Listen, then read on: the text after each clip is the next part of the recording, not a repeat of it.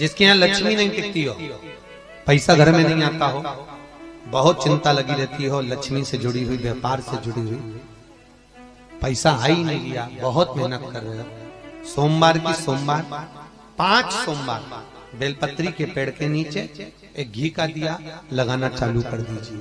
शाम के समय थोड़ी सी मिट्टी बेलपत्री के पेड़ के नीचे की उठा कर लिया, घर के अंदर लाकर इतनी सी मिट्टी लाकर पटक दीजिए। 5 सोमवार करके देखो, छठे सोमवार पे करने की जरूरत नहीं पड़ेगी, व्यापार अपने आप बढ़ना चालू हो जाएगा। लक्ष्मी शाम के समय पर प्रतिदिन बेलपत्र के पेड़ के नीचे बुआरी लगाना जाए। श्री शिवाय नमस्तुभ्यं। आराधना में तुम लीन हो। महाराज दुनिया के लोग नहीं समझते कि शंकर पर जल चढ़ाने का क्या लाभ है। शिव महापुराण कहती है, अगर एक दिन शिव महापुराण की कथा कहती है, सोमवार के दिन भगवान शंकर को अगर जल चढ़ाया जाता है तो घर में तेज लक्ष्मी प्राप्त होती है। क्या मिलती है? तेज लक्ष्मी। कर बैठी थी, उनके नेत्र से अश्रु गिरा, उससे बेलपत्री उत्पन्न हुआ। काय का वृक्ष उत्पन्न हुआ? बेलपत्र। पूरी दुनिया में केवल एक बेलपत्र का वृक्ष कैसा होता है जिस वृक्ष के नीचे माता लक्ष्मी शाम के समय पर बुआरी लगाने के लिए जाती है, झाड़ू लगाने के लिए। बेलपत्री के पेड़ पर बेलपत्र का वृक्ष, जिसके यहाँ लक्ष्मी नहीं टिकती हो, पैसा घर में नहीं आता हो, बहुत चिंता लगी रहती हो, लक्ष्मी से जुड़ी हुई, व्यापार से जुड़ी हुई, पैसा आ ही नहीं लिया, बहुत मेहनत कर रहे हो। सोमवार की सोमवार 5 सोमवार बेलपत्री के पेड़ के नीचे एक घी का दिया लगाना चालू कर दीजिए। शाम के समय थोड़ी सी मिट्टी बेलपत्री के पेड़ के नीचे की उठा कर लिया, घर के अंदर लाकर इतनी सी मिट्टी लाकर पटक दीजिए। 5 सोमवार करके देखो, छठे सोमवार पे करने की जरूरत नहीं पड़ेगी, व्यापार अपने आप बढ़ना चालू हो जाएगा। लक्ष्मी शाम के समय पर प्रतिदिन बेलपत्र के पेड़ के नीचे बुआरी लगाना जाए। शंकर भगवान की प्रियता बेलपत्र। पहले भी कथा में कहा, आज फिर कहते हैं, जिस व्यक्ति के जीवन में धन, संपदा, वैभव, सत्ता, लक्ष्मी की थोड़ी भी कमी दिखती हो, उसको बेलपत्री के वृक्ष का पूजन चालू कर देना चाहिए। जाओ सोमवार के दिन बेलपत्र वृक्ष के नीचे जल चढ़ाकर, जल का सिंचन कर कर, उसी बेलपत्र के नीचे शाम के समय पर संध्या काल में, प्रदोष काल में भगवान देवाधिदेव महादेव गौरी शंकर का स्मरण करो। बेलपत्र की जड़ की ओर, बेलपत्र की तना की ओर, बेलपत्र के वृक्ष की ओर तुम्हारा मुख हो।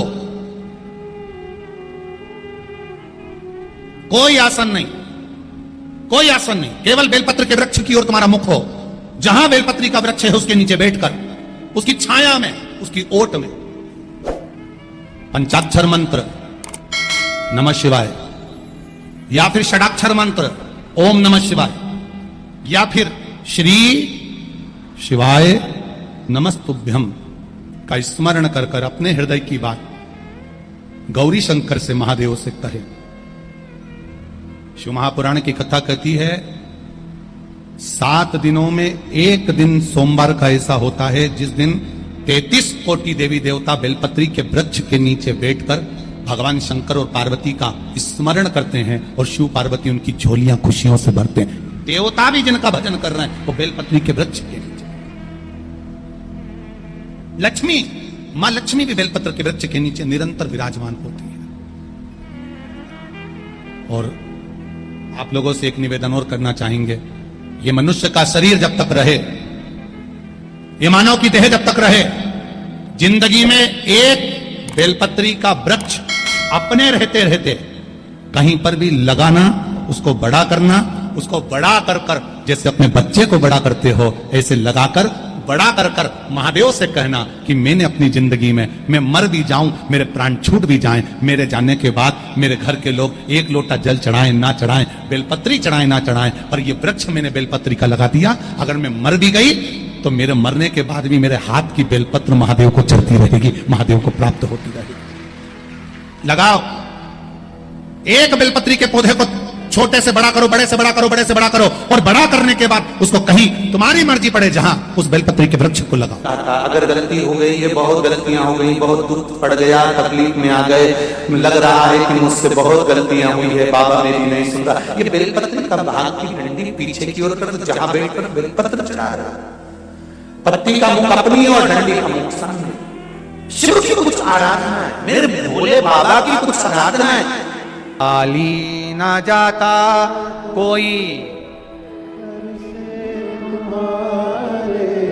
खाली ना जाता कोई, दर से तुम्हारे मैं भी खड़ी हूं। शिव के मंदिर के उस दीवार पर लिखा हुआ है 71 पीढ़ी तर जाती है मात्र एक शिव महापुराण की कथा श्रवण करने वाले, करवाने वाले की 71 पीढ़ी।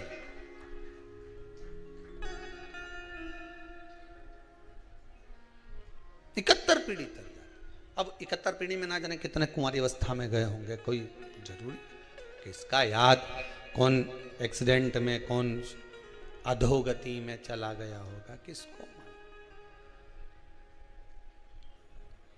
एक बात आपको कही थी, आप लोगों को स्मरण होगा, अगर मान लो आप ब्राह्मण को भोजन नहीं करा पा रहे हैं, मान लो आप गौ माता को रोटी नहीं दे पा रहे हैं, स्वान को भोजन नहीं दे पा रहे, कौवे को भोजन नहीं दे पा रहे हो, और मान लो गया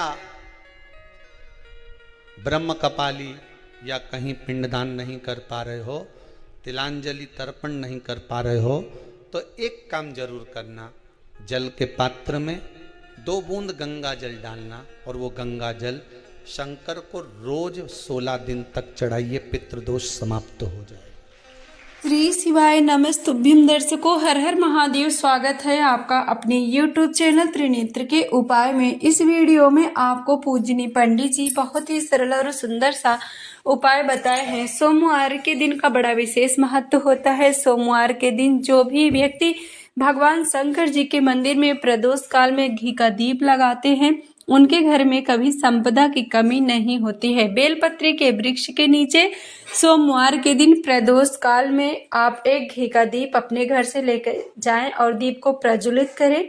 दीप प्रज्वलित करने के बाद उसी वृक्ष की थोड़ी सी मिट्टी ले आके आप अपने घर के किसी पवित्र स्थान पे रखें। यह उपाय लगातार यदि आप 5 सोमवार कर लेते हैं तो आपके घर में माँ लक्ष्मी सदैव विराजमान रहेंगी, घर में सुख समृद्धि शांति बनी रहेगी। तो आप इस उपाय को जरूर करें। और जो भी भाई बहन चैनल पे पहली बार आए हैं, अभी तक आपने त्रिनेत्र के उपाय को सब्सक्राइब नहीं किया तो सब्सक्राइब जरूर करें, ताकि इस तरह की जो भी वीडियो हो सबसे पहले आपके